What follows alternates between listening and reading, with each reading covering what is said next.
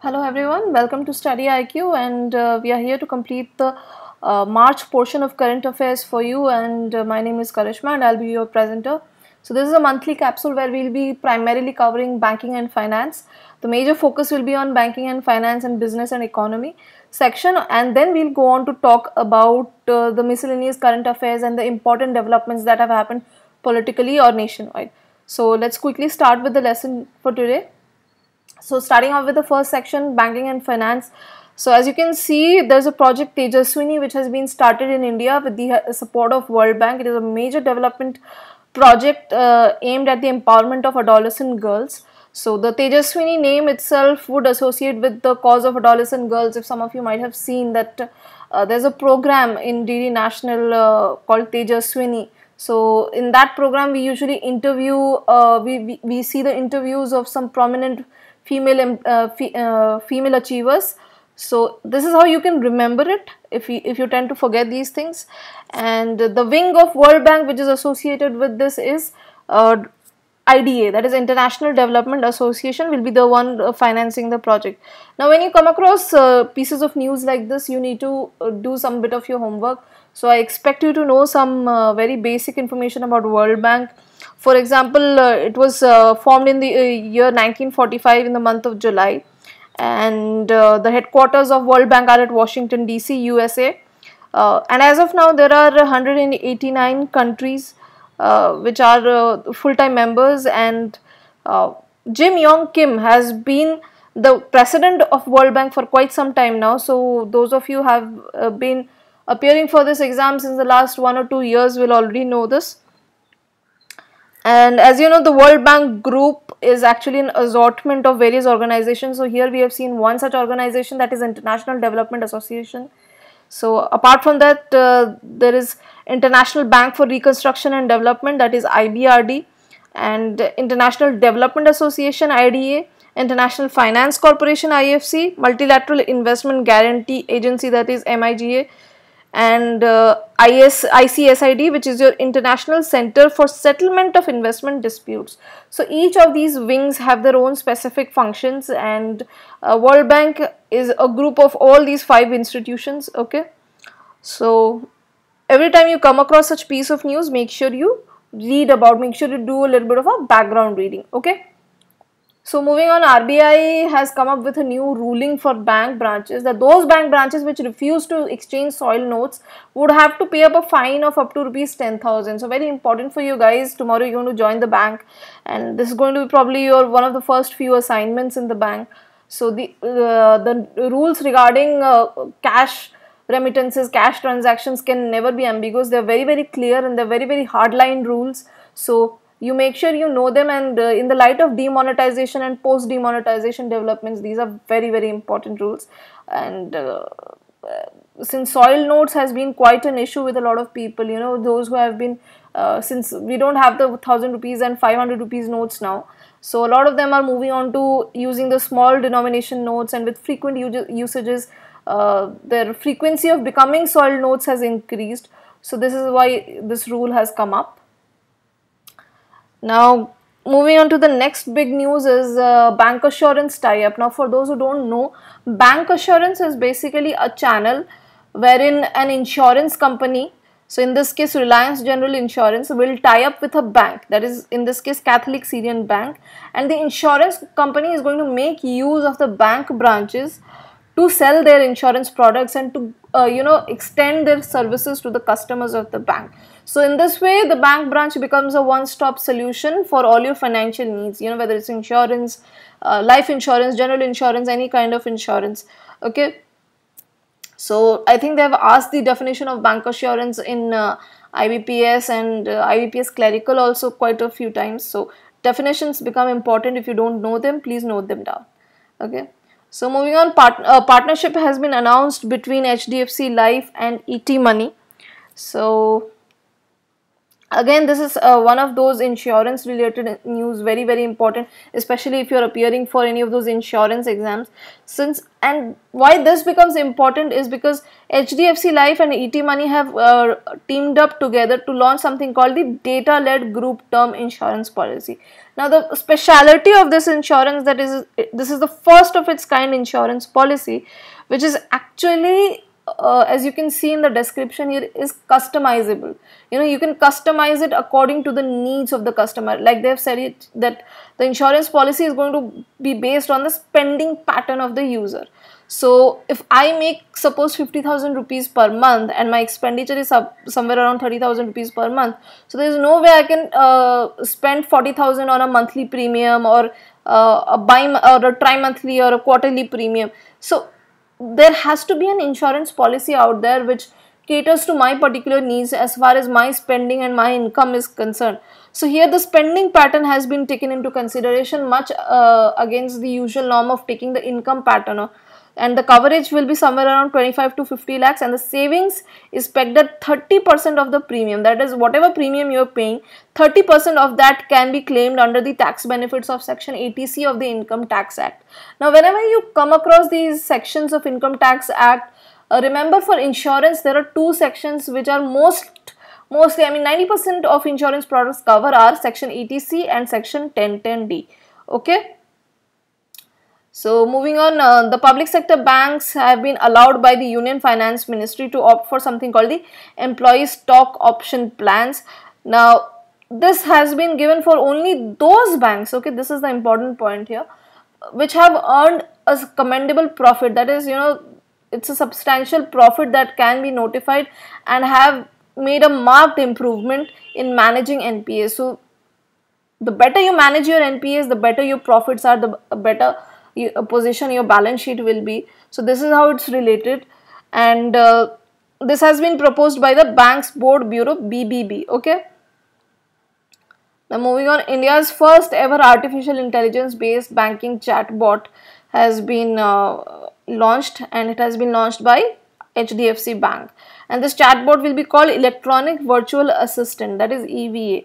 And obviously, since it's virtual, so it's given that the customer service will be better. It's supposed to make more space and more room for more and more customer doubts and questions which customers come up with, and many a times it's difficult to handle it manually in the bank. Many a times it's difficult to handle a specialist for every single issue. For example, I might know a great deal about trade finance. I might not know so much about issues regarding demand draft or issues regarding check payment. So when you have a virtual medium, you can easily feed in the database, and it becomes very easy. It becomes very convenient to fetch that data and provide it to the customer in real time for real time solutions. Okay. And since it is India's first ever life insurance chatbot, so it has been launched with HDFC Life, and it is India's largest. It is an association with India's largest chatbot platform, that is Haptik. So chatbot is basically aimed at assisting the cutover regarding insurance advice. So when you have all the information data regarding insurance, you have that entire database. Sometimes a lot of analysts go wrong, and then later on they recover. They realize that okay, some information has gone wrong, and maybe the insurance policy that has been advised was probably not feasible. There could have been a better advice out there. So in those situations, these sort of applications really help, so that there is no mistake and there is no mis-selling. Okay. Now moving on to a very important GDP prediction. Now GDP predictions are very important. They are asked almost every single year. So whether it's the IMF prediction, and IMF prediction is something that even the economic survey talks about. Okay. So whether it's the IMF prediction, whether it's the separate prediction done by Niti Aayog or the CSO or agencies like Fitch, so they become very important. So for 2016-17, the rating agency Fitch came up with a prediction of 7.1%. Okay. Now another big news is commercial paper. Commercial papers have not been in news for quite some time. So a new commercial paper has been launched by ESAF Microfinance Company. Now, what exactly is a commercial paper? And as you can see, it's worth 330 crores. So, commercial paper is basically a short-term debt instrument. So, the keyword here is short-term. Okay, and they are issued by corporations for financing accounts receivable and inventories, and for meeting very short-term liabilities. And they are unsecured instruments. There is no security involved in these commercial papers, and maturities can range any longer than 270 days also. And commercial papers are usually issued at a very discount rate from the face value, and they somehow reflect the prevailing market interest rates. Okay, so whenever you come across news pieces like this, please make sure you are thorough with the basic definition of all the terms and all the terminologies that you come across. Okay, so moving on, Aadhaar Pay, again another payment system that has come in the light of demonetization. There are so many payment systems that have come post demonetization for digital payment and for cashless economy and stuff like that. So this is basically a biometric based payment system, and that has been launched by IDFC Bank, and the guidance has been provided by Ministry of Information Technology, Niti Aayog, and the Unique Identification Authority of India, that is UIDAI, and NPCI, that is your National Payments Corporation of India. And the cost of biometric reader is supposed to go down to rupees 2000. Earlier it was much higher, it was a very inflated cost. Now it's pegged to go down at rupees 2000, and they're planning to make it even cheaper to promote cashless economy. Okay. Now there are 3 new technologies which have been launched by Karur Vysya Bank, and the names of those 3 technologies are very important to be remembered. They're actually tough to remember. So let's go through them. The first is FASTag, that is launched in association with the Indian Highways Management Company, and this company is a subsidiary of the National Highways Authority of India. Okay. The second is UPI app, which also enables interbank transfer through IMPS, and IMPS is facilitated by NPCA. And the third is BBPS, that is your Bharat Bill Payment System, for making payments of utility bills on a regular basis. Okay, so these are 3 new technologies that have been launched by Karur Vysya Bank for its customers. So moving on, a bit of a motivation to work towards work for a better performance in SBI PO. That is, it is the first ever bank to come up with work from home facility for its employees. Very, very important, very, very encouraging also. So please work hard to make sure you reap the benefits of this new facility. And moving on, as per SBI has recently made a comment that MABs are a way to offset the maintenance costs of Jan Dhan Yojana. Now, this may or may not come as an MCQ, but they might definitely ask you about the relevance of MAB, that is your monthly average balance charges that are levied by banks on its customers, in your interview. So short answer for your interview could be that since the transaction costs are very high as far as branch banking is concerned, and if you make a cash transaction in an ATM, it's 2.5 rupees, and inside the bank it's somewhere around 11 or 12 and a half rupees, and transaction cost for maintaining one Jan Dhan Yojana account, one basic no frills account, is somewhere between 1000 rupees to 2000 rupees, anywhere between all the public sector banks. So there has to be a way, there has to be some method and means out there to offset that cost, because somebody has to bear that cost, and it's practically impossible to do that from all the profit that the bank is making from its profit statement.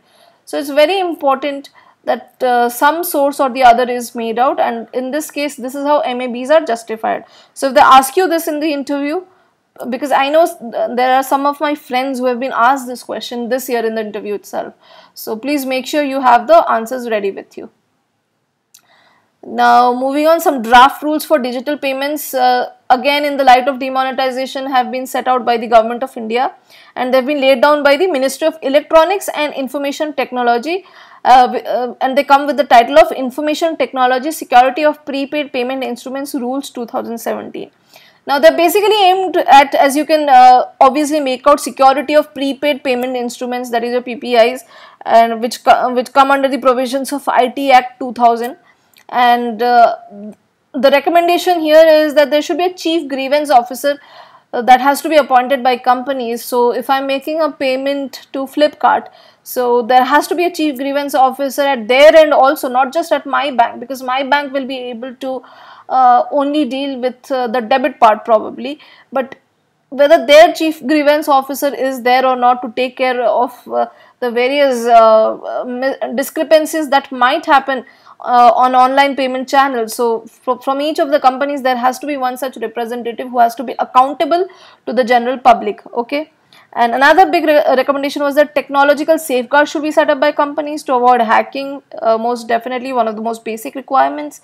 And companies will also have to adopt two-factor authentication process for online transactions. So two-factor authentication with two steps of firewall, you know, in order to make it completely irretrievable for any hacker. So very important rules that could come in your MCQs also. So important to know and important to be aware about. Now moving on, Ujjivan Small Finance Bank has started its operation in Bengaluru, and its MD and CEO is Samit Ghosh. So this can be an important PIN, that is a person in news kind of a question. Now, disbursement of loan by NBFCs, that is your non-banking financial companies, against gold. So you can have, you can pledge your gold, and you can obviously take loan from many of these non-banking financial companies. You have Muthoot Finance, you have Manappuram gold loans. So you can pledge your gold and take gold loans from there at some competitive interest rate.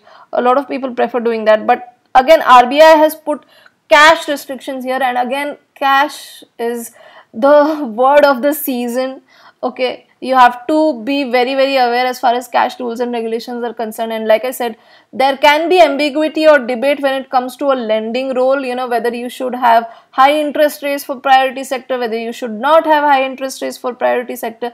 That could be somehow debated, but you cannot have debates, you cannot have ambiguities as far as your cash regulations are concerned. They have to be very clearly, you know, hard written rules. So these are important regulations, these are important caps. Earlier it was 50,000 rupees. Now if you are taking a loan against your gold from an NBFC, the extent of cash that you will get is in the form of 20,000 rupees. So only 25,000 rupees will be available in the form of cash. Okay, please remember it.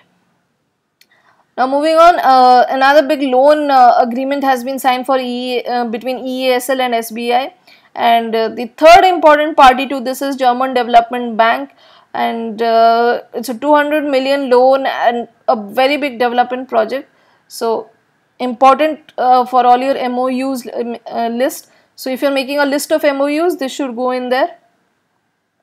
Now Karnataka Bank again has signed another MOU with Bajaj Allianz General Insurance Company for general insurance business.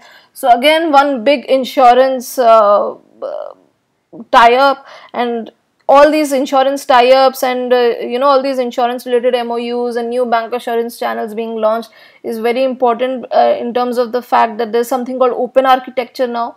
Open architecture simply means that you cannot have that monopoly that okay, bank A is only going to sell the insurance of its own subsidiary company in its branches. No, other insurance companies can also approach and offer a pretty competitive market to the customer, so that the customer ultimately benefits. And the second reason is also that less than 2% of the population is still uninsured.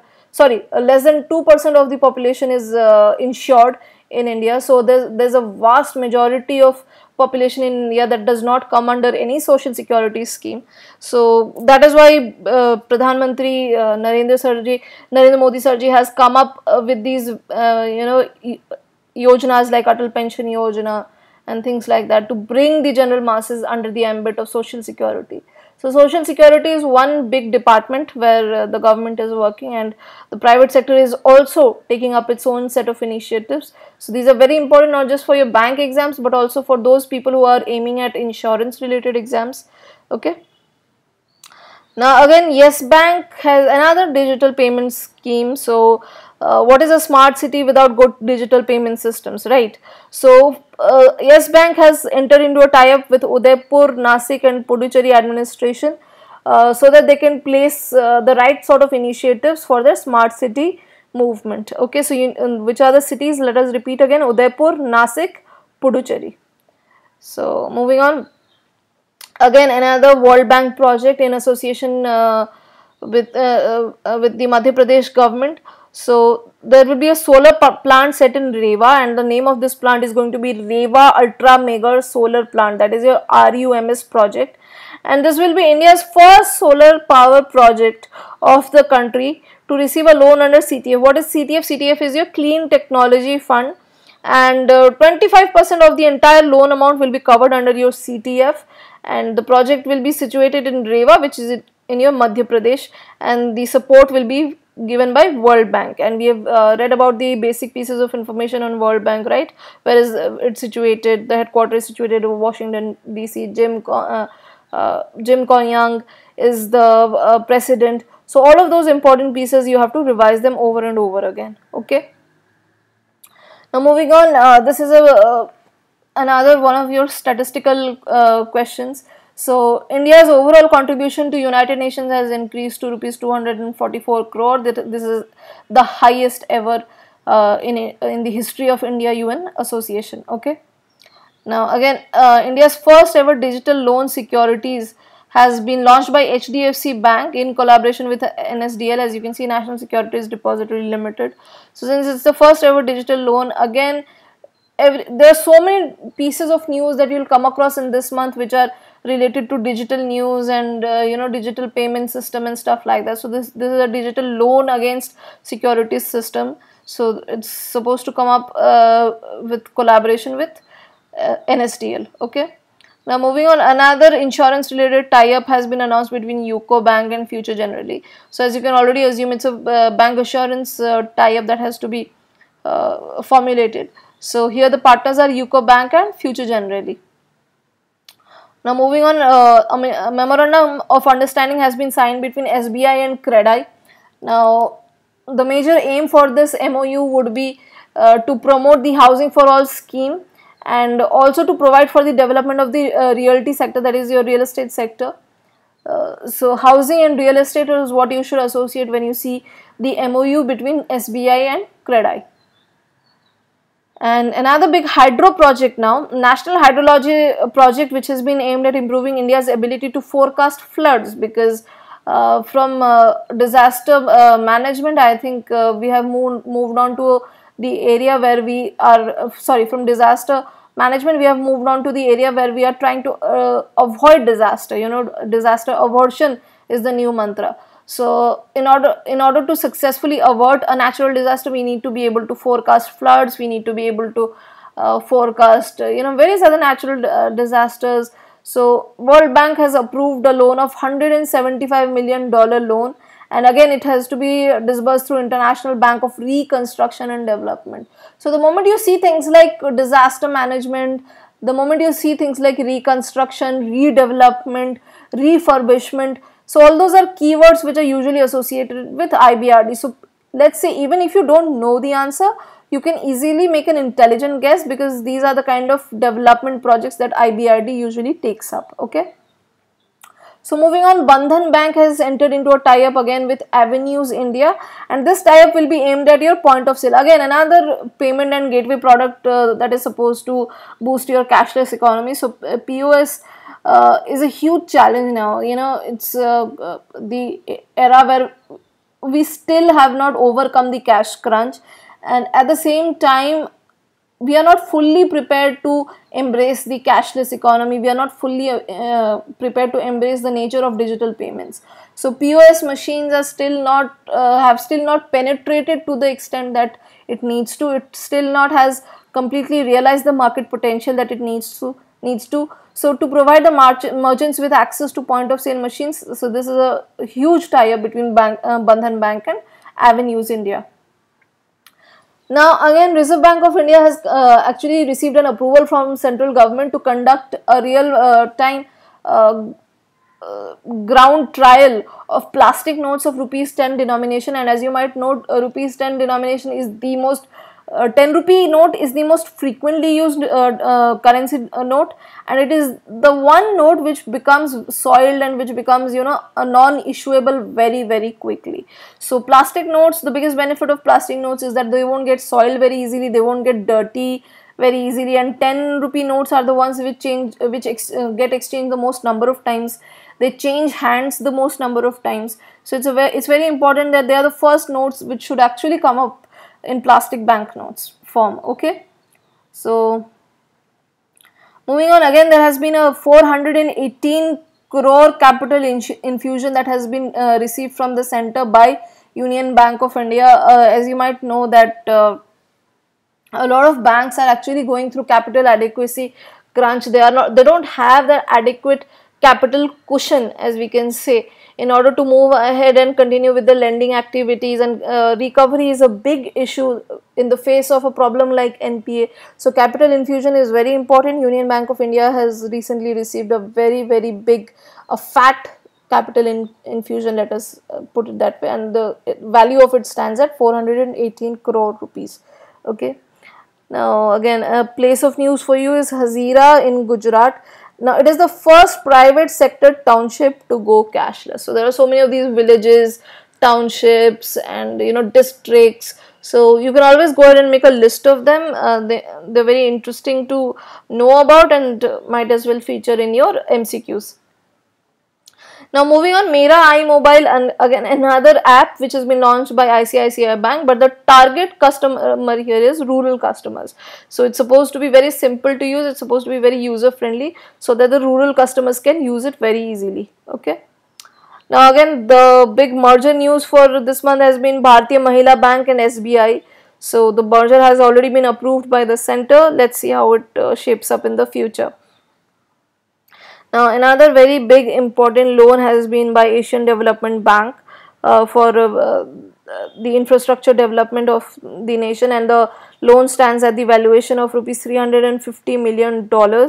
So about Asian Development Bank, you should really know that its headquarters is in Philippines, that is Manila in Philippines, and the region that it basically serves is the Asia Pacific region, and as of now there are 67 countries which hold the membership. And who is the president? The president here right now is Takehiko Nakao. Sorry for my pronunciation if I'm pronouncing it the wrong way.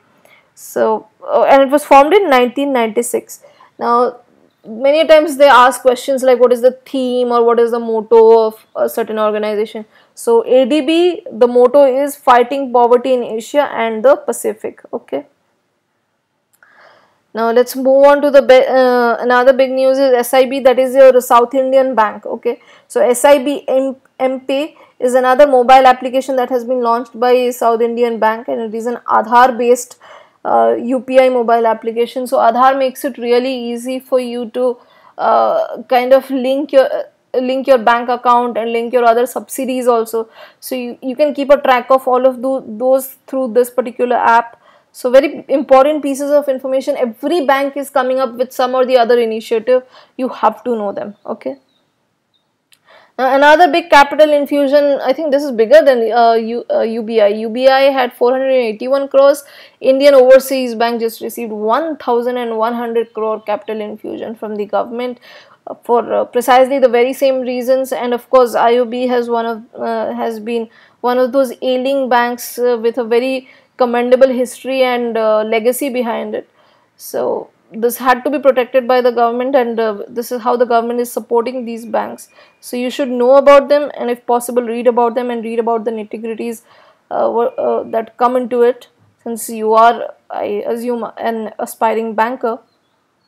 Now moving on, another big credit agreement between the center, the Uttarakhand government and the World Bank. And the credit agreement stands at the valuation of $100 million US, and the major aim is to provide affordable and quality health care to the citizens of Uttarakhand. Okay. Now moving on, REPCO has entered into a pact, a sort of an agreement with NHB, that is your National Housing Board, for credit linked subsidy scheme for middle income group, MIG. So this scheme was launched by Prime Minister Sir on the eve of New Year's last year, and the scheme is known as Credit Linked Subsidy Scheme for MIG, that is a middle income group, that is your CLSS MIG, and the major pact that you have to read here is the one that has been signed by REPCO and NHB. Okay. Now, the first ever state to deliver banking services to remote areas through SHG has been Odisha. So, this marks a record in itself, and as you know, SHGs are your self-help groups. And I remember it was asked in my Bank of Baroda interview that what are SHGs. So, for those who don't know, SHGs are a small group of people who come into association. They're usually the ones who are from the backward sections of the society, so they come together, they associate among themselves, and since they come from the same socio-economic background, so they have the same financial issues, and they help each other, they support each other, and they also promote small savings among themselves, and the savings are kept with a bank, and they lend from the bank in terms of group finance, and in terms of group finance only those loans are serviced in a given time period. Okay, so moving on, the Truecaller Pay. Again, a lot of you might be using this app called Truecaller. So Truecaller Pay is another payment interface, that is your UPI based mobile application that has been launched in partnership with ICICI Bank. So Truecaller has entered into a partnership with ICICI Bank in order to launch its own payment system. Okay. Now moving on, Tata AIA launches M Insurance, another insurance based, I think, term life plan, and the partners will be Tata AIA and Tata Telecom, and the term life plan has two options. So two options for sum assured, that is the kind of sum assured is basically the amount of money that you actually get when the scheme either matures or in case of any eventuality as the terms and conditions of the insurance might lay down. So here the two options are rupees 50,000 and rupees 1 lakh in valuation. So this you should remember, Tata AIA and Tata Telecom are the partner groups. Okay. Now moving on, Axis Bank has again entered into a partnership with Wells Fargo for inner remittances. So again, another very important as far as cashless remittances or check remittances is concerned. So in order to have efficient inward remittances, this partnership has been laid down.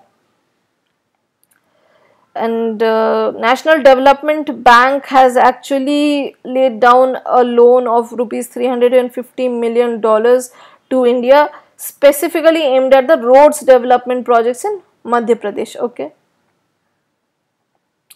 Now moving on, to the business section now. Now Facebook has recently launched the She Leads Tech movement to support women who founded up startups in India. So She Leads Tech, it's basically in order to commemorate the efforts of women who have been the founders of technology oriented startups in India. Now moving on, the trademark rules 2017 have become effective from March 6, 2017. So this is very important because this is actually aimed at streamlining the trademark application process. So if I have a product which I need to trademark in order to boost its sales, previously the trademark rules and regulations were very cumbersome. It had so many steps, and the digression was just too much. So in order to remove that, the government has actually simplified the trademark rules so that more and more people are encouraged to manufacture their own products and get the deserved trademark for them.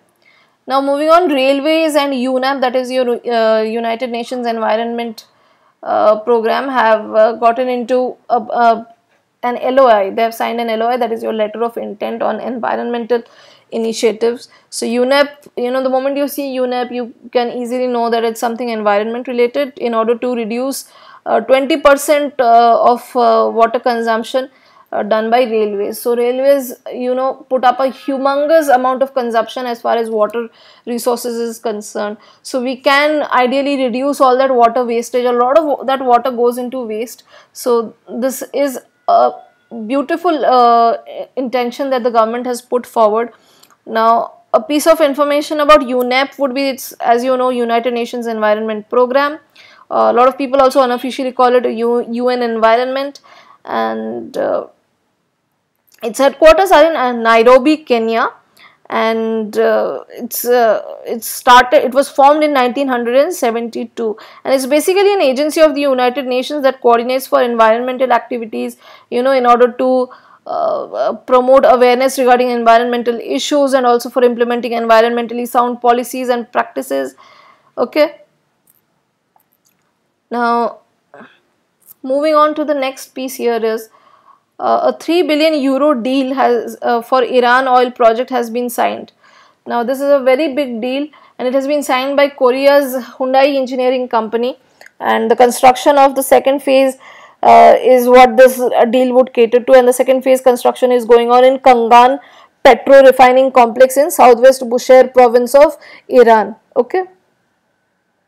Now, moving on, again, a revised building code was the need of the hour. As you know, real estate has been played on and off with a lot of corrupt practices. So in order to check those corrupt practices, and in order to safeguard the interests of the buyers, the revised building code has been announced, and this makes builders responsible and accountable to the buyers, which is the most important aspect. I don't think there have been many laws before this, and even if there have been laws, they have been mostly toothless laws. So this becomes a little bit of a stringent action against those builders who take the customers and the home buyers for a ride. And this has been proposed by government, and the regulations have been prepared by the Bureau of Indian Standards (BIS) under the aegis of Consumer Affairs Ministry. Okay.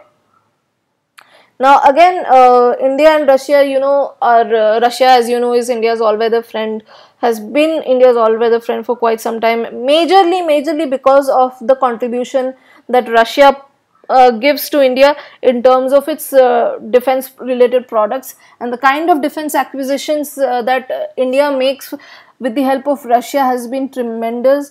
It has been instrumental in many of those historic wars that India has been fighting with the neighboring countries. So this is a long-term support contract signed by India and Russia, specifically meant for Sukhoi Su-30 MKM. Okay. Now moving on, 591 crore penalty on Coal India has been imposed by Competition Commission of India. So what does Competition Commission do?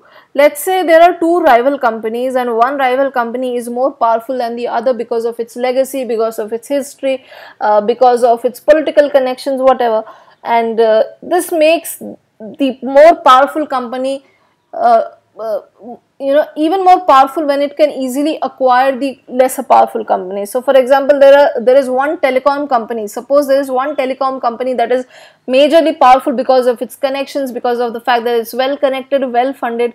So even if there are new players who are trying to come in, who are trying to give it a competition, fair deal of competition, the fair deal of competition usually doesn't end up happening, because the more powerful sharks, as they say, they end up devouring, they end up actually finishing the competition with ruthless acquisitions, with ruthless mergers, forced mergers. There are many such instances that have happened in India. So in order to take care of that, and in order to ensure that there is fair deal of communication, so that one powerful company cannot let's say run over another lesser powerful company, that is exactly the mission of Competition Commission of India. So Competition Commission of India aims at taking care of those monopolies and restrictive trade practices. A bigger company will try to set up its monopoly and restrict the trade and restrict the market penetration of another smaller entrants and new entrants in the market. So as you know, the chairman of Competition Commission is Devendra Kumar Sikri.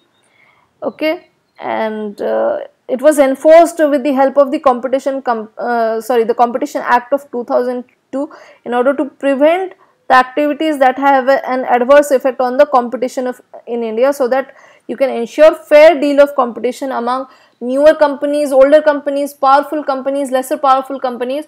All should have an equal say and a fair a fair chance at competing against each other. Okay. Now moving on, for the first time in India, for the first time in its history, actually, India has become the net exporter of power. So it's a very big deal and a very big improvement from the previous scenarios, and so this is a record in itself and has to be remembered. Okay. Now moving on to the miscellaneous affairs, the bigger pieces of news and the other pieces of news which have been there in the discussion. So let's look at them. Now, under the Swachh Bharat mission, 100 districts in India have been declared ODF, that is your open defecation free. Now, here's a PIN for you. Union Minister of Drinking Water and Sanitation, Shri Narendra Singh Tomar. So he is the minister at the cabinet level, and 100 districts have been.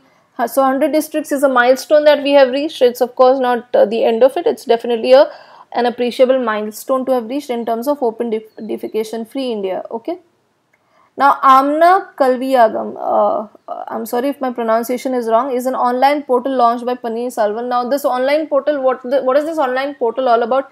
It's basically like Study IQ or any other online forum where students can log in and can access courses on various subjects for free of cost. Okay. Now, in order to get midday meal and booking train tickets, Aadhaar has been made mandatory. Very, very important in terms of midday meal. Also, it's very important because there were a lot of ghost households and ghost students. Ghost households or ghost students basically means those who are not genuine students. Those are not genuinely needy students or needy households who were also availing the benefit of midday meal scheme. So, making Aadhaar mandatory would ensure that the beneficiaries who are the real beneficiaries actually get the benefit. And also for booking train tickets, because there were so many instances of black marketing as far as ticket booking was concerned. So this is a big encouraging step, and the Union Ministry of HRD has made it mandatory as far as midday meal scheme is concerned, and it is applicable in the whole of India except Jammu Kashmir, Meghalaya and Assam. Okay. Now moving on, there's a wonderful language called Kurukh language. Those who have grown up in West Bengal would know that it has been given the official language status by the government of West Bengal, and it has been in the endangered language list by UNESCO. Okay, so this becomes a factual piece of information. Now, commemorative postage stamp on 100 years of Yogara Satsang Math has been released by Prime Minister Modi. Now, some of you might know that it is a non-profit religious organization, and it was founded by Swami Paramhans Yoganand himself. Okay. Now again, 8th March was Women's Day. 2017's theme for this year was Women in the Changing World of Work, Planet 50/50 by 2030. Okay. Now, Maternity Benefit Amendment Act 2017, it has been cleared by the Lok Sabha. The major benefit that this act will have on women stepping ahead to maternity is that maternity leaves have been increased to 26 weeks. Earlier, I think it was 12 weeks. Please correct me if I'm wrong. But now it has been increased up to 26 weeks.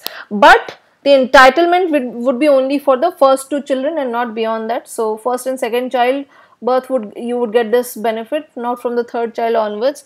And also, in addition to these facilities, it has also mandated that any organization with 50 or more employees should have or must have crèche facilities for its women folk. So let's see how that turns up, because a lot of organizations have not taken it up seriously. But we hope that the act becomes more stringent for those organizations, and more and more women can actually benefit from this scheme. Now moving on, Enemy Property Amendment Bill has been passed by Rajya Sabha.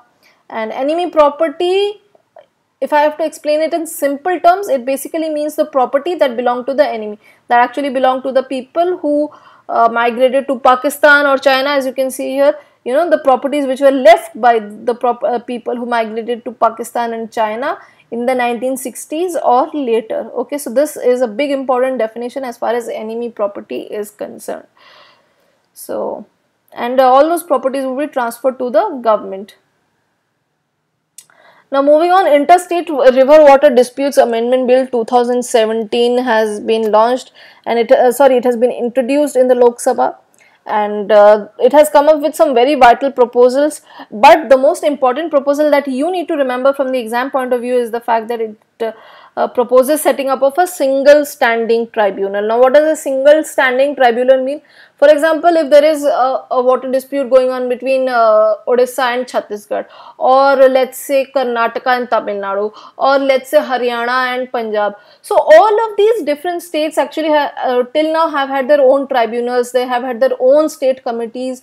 Now it doesn't make sense to have different tribunals for different states when the principle of water distribution among states is going to be the same, and the basic principle for all the citizens across the country are going to be the same. So if people in Karnataka are in need of water, or let's say people in Tamil Nadu are in need of water, so that has to be assessed on the same grounds and on the same standing principles as the needs of people of Haryana or Punjab would be assessed.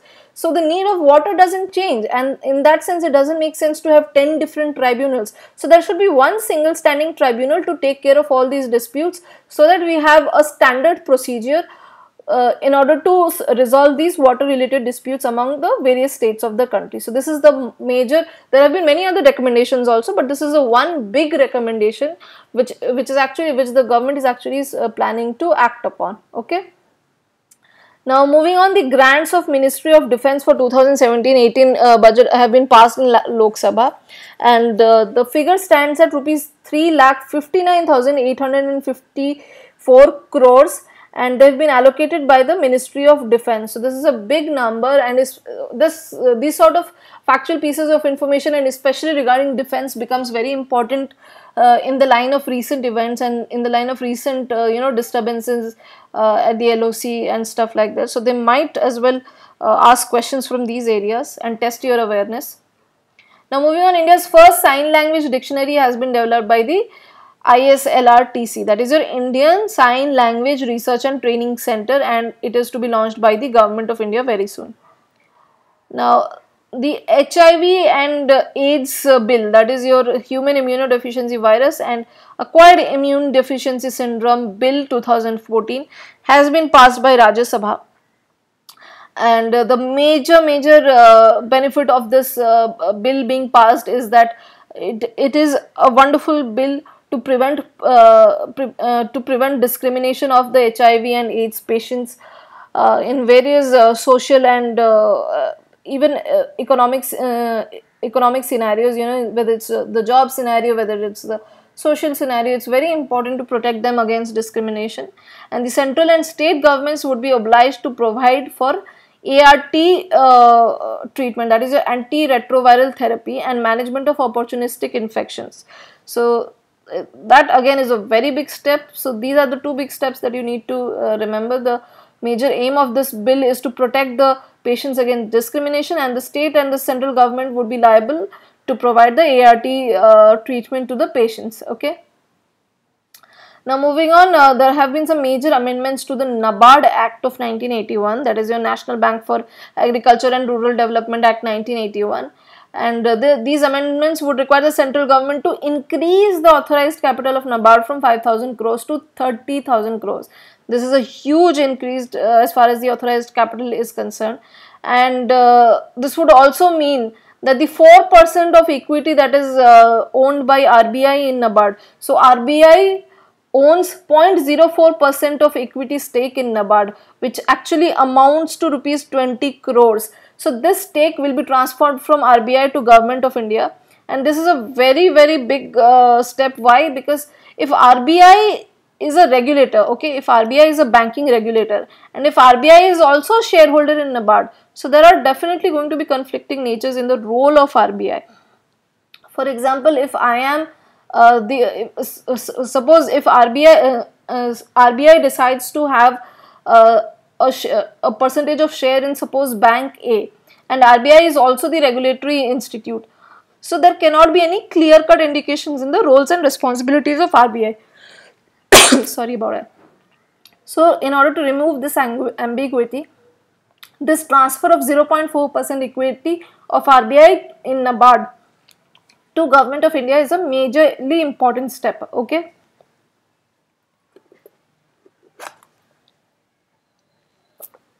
Now moving on, we have been talking about Aadhaar a lot, and we have seen that the banks have taken a lot of steps as far as linking of bank accounts to Aadhaar is concerned. So Andhra Pradesh is the one step that has topped the list of Aadhaar enabled bank accounts. Okay, and I have already explained the meaning of Aadhaar enabled bank account in my previous lessons. So for those who don't know, please watch the previous lesson. Okay. Now moving on, another very important committee that is a D.B. Shikatkar committee.